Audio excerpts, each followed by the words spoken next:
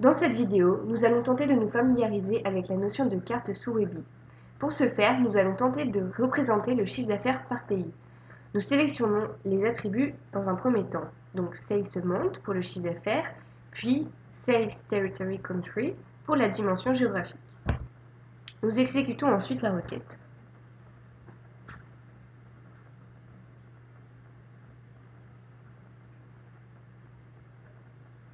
On voit alors apparaître un tableau qui reprend les différents pays et le chiffre d'affaires associé.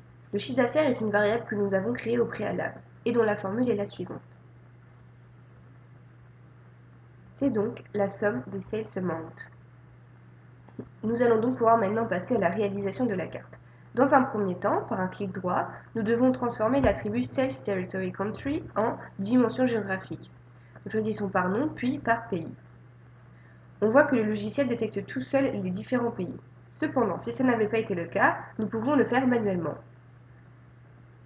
Il suffit de sélectionner un emplacement, d'écrire l'emplacement qui nous convient. Par exemple, ici, on pouvait mettre Italie, de cliquer sur la loupe, puis OK. Ici, nous allons revenir aux réglages initiaux, puisque ce sont les bons réglages. Nous appliquons. Puis maintenant, nous allons insérer la carte. Pour ce faire, il suffit d'aller dans l'onglet Éléments de rapport, Diagramme, et insérer un diagramme à bulle géographique. On clique n'importe où sur le rapport. Il suffit ensuite de glisser la dimension géographique sur la carte et également la variable, donc chiffre d'affaires.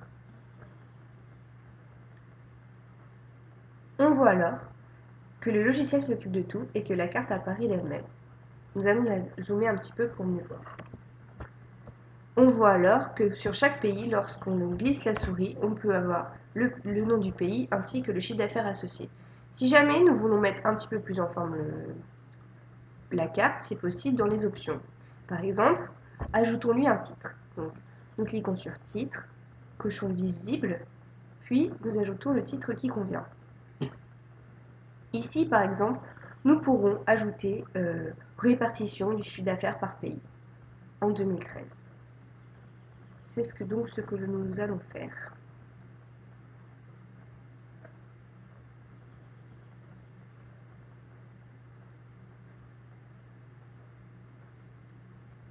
On applique pour voir les changements au fur et à mesure. On voit que le titre s'est ajouté sur la carte, seulement il n'est pas centré. Si jamais nous voulons le centrer, nous procédons comme ceci. Cela nous convient donc mieux. Nous pouvons également changer la couleur des bulles.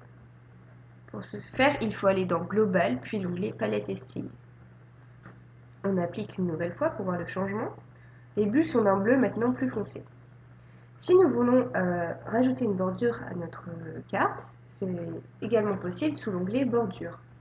Enfin, si nous voulons afficher les étiquettes et les valeurs de données, il suffit d'aller dans Valeurs des données, de cliquer sur le mode d'affichage en étiquette des données, puis de choisir si l'on veut afficher les étiquettes, donc le nom des pays, ou les valeurs, la valeur du chiffre d'affaires. Ici, nous avons choisi d'afficher la valeur.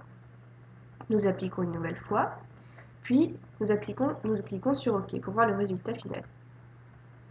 Voici donc le résultat final de la carte que nous avons construite sous Webi.